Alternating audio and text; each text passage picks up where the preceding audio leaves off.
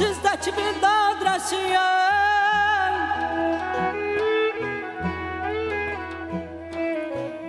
Eğer olsaydı ben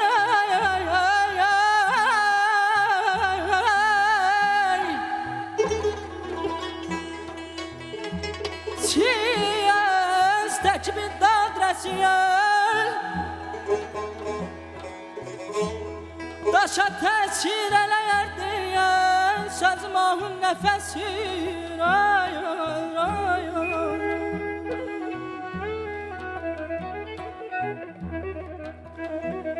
kimse bilmez hele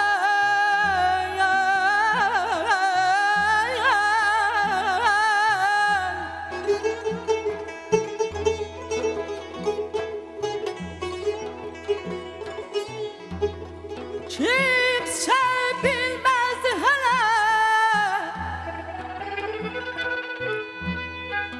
aşkıda şeytanlığımı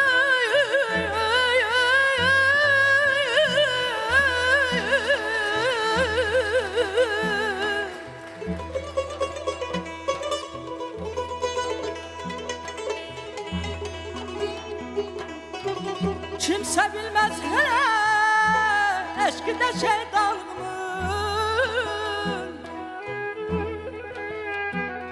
korkuram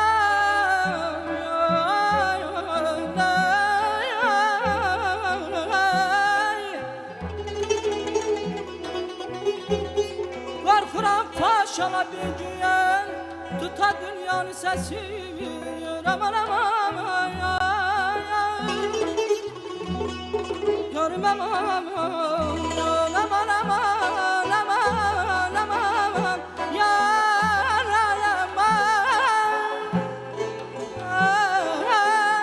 hey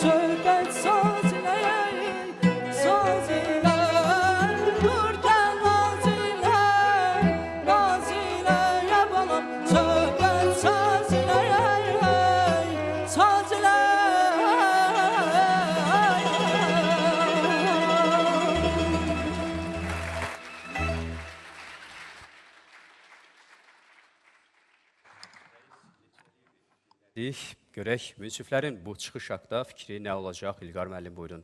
Sizdən başlayaq.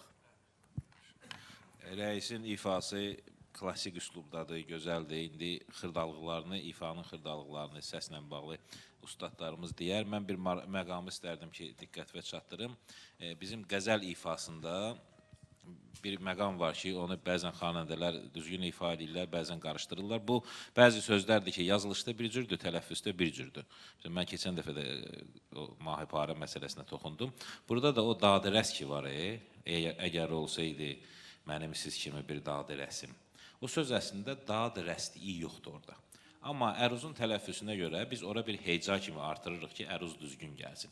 Amma o hecanı sırf belə açıq, aydın, i kimi tələffüs eləməyin. Onda biraz məna dəyişir.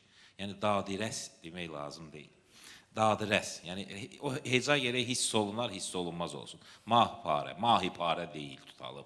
Yəni o əruzun xətrinə, bəhrin xətrinə artırılan hecanı çox belə deyim, parlaq şəkildə tələffüz eləməyin. Yəni gələcək üçün biləsən, yadında qalsın o detal. Yəni başqa qəzəllərdə də belə xırda detallar olduqca mən sizin üçün izah edəcəm. Çünki indidən necə öyrəndinizsə, indidən necə sizin yaddaşınıza həkk olundusa, o cür axıra qədər qalacaq. Yəni bu da çox oxunan qəzəldir, çox ifa olunur, gözəl şirin şeirdir. Dadirəs kimidir yenə, dadirəs, iyini, yəni vurğunu vurma. Qalan hələ bir iradım yox idi, mən sənə 9 verəcəm. İlqar müəllim 9 balla qiymətləndirdi. Səkinə xanım İsmailova 9 balla qiymətləndirdi. Təşəkkür edirik. Mənsum müəllim. Mən burada bir məqamı qeyd eləmək istəyirəm. Bizim zalda Azərbaycanın çox dəyərli bir kino rejissoru, kino aktyoru, xalq artisti Şeyx Əbdülmahmud Bəyovun bu gün ad günüdür. Mən dəyərli ağsaqqalımızı ürəkdən təbrik edirəm. Ona uzun ömür, can sağlığı arzu edirəm. Və hər zamanda bax burada gəlib bizi dəstəkləyir.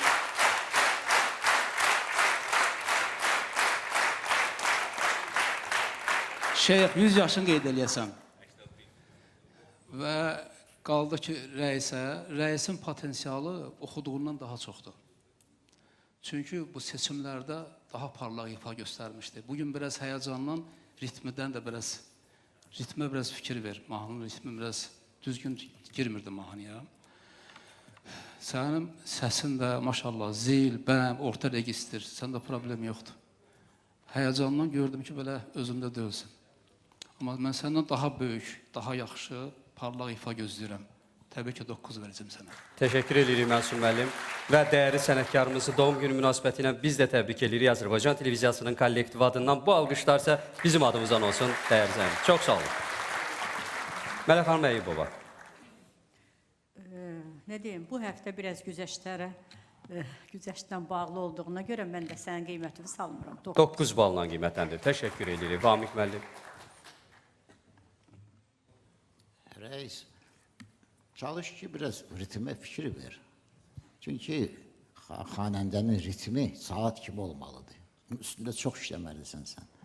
Çox işləməlisən. Orada sayı varsa, o bilinmir. Amma onu biz bilirik yaxı.